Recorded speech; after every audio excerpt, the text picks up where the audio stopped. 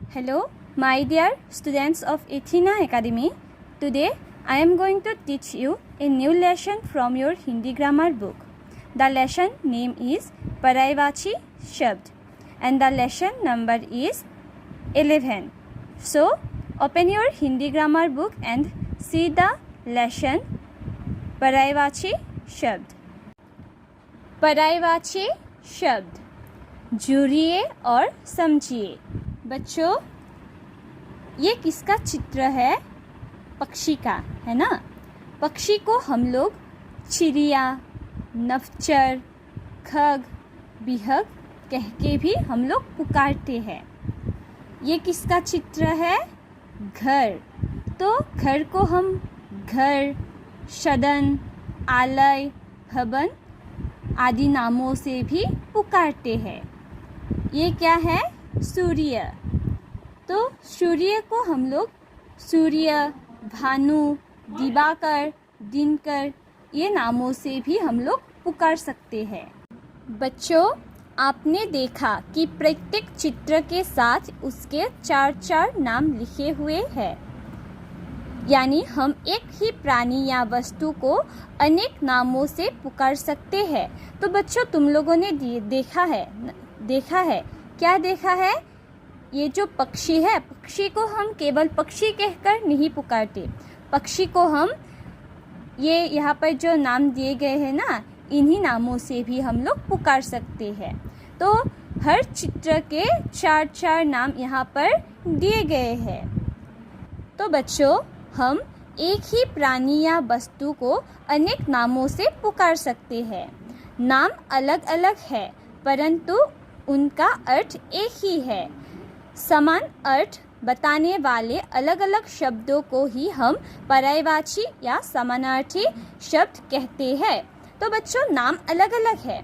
तो यहाँ पर देखो, पक्षी को हम केवल पक्षी कहकर नहीं पुकारते।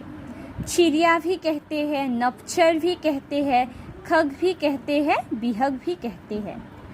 तो नाम अलग अलग है ना।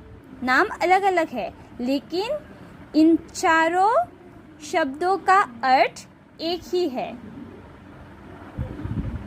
समान अर्थ बताने वाले अलग अलग शब्दों को ही हम पर्यायवाची या समानार्थी शब्द कहते हैं। समान अर्थ बताने वाले अलग अलग शब्द पर्यायवाची शब्द कहलाते हैं। तो पर्यायवाची शब्द किसे कहते हैं?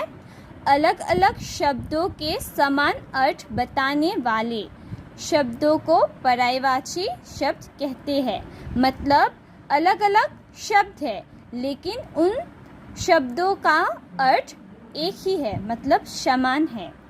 उन सारे शब्दों को पर्यायवाची शब्द कहते हैं। कुछ पर्यायवाची शब्द: आँख, नेत्र, नयन, लोशन। तो बच्चों, आँख को हम नेत्र, नयन, लोशन कहकर भी पुकारते हैं। आग, अनल, अग्नि, पावक। इच्छा, कामना, चाह, अभिलाषा। कपड़ा, वस्त्र, क्षीर, पत। चंद्रमा, राकेश, शाशी, चांद। जल, पानी, नीर, अम्बु। नभ, आकाश, आसमान, गगन। धरती, पृथ्वी, भूमि, धरा। पहाड़, पर्वत, नग, गिरी। पेड़, तरु, बितप, वृक्ष। फूल, पुष्प, सुमन, कुसुम। बगीचा, उपवन, कानन, वन। बेटा, सुत, पुत्र, लड़का। भगवान, ईश्वर, परमेश्वर, प्रभु। माँ, माता, अम्बा, जननी। मित्र, दोस्त, सखा, मित। रात, रात्रि, निशा, रजनी। लड़की, कन्या, बालिका, बाला। शेर, सिंह, वनराज, केसरी।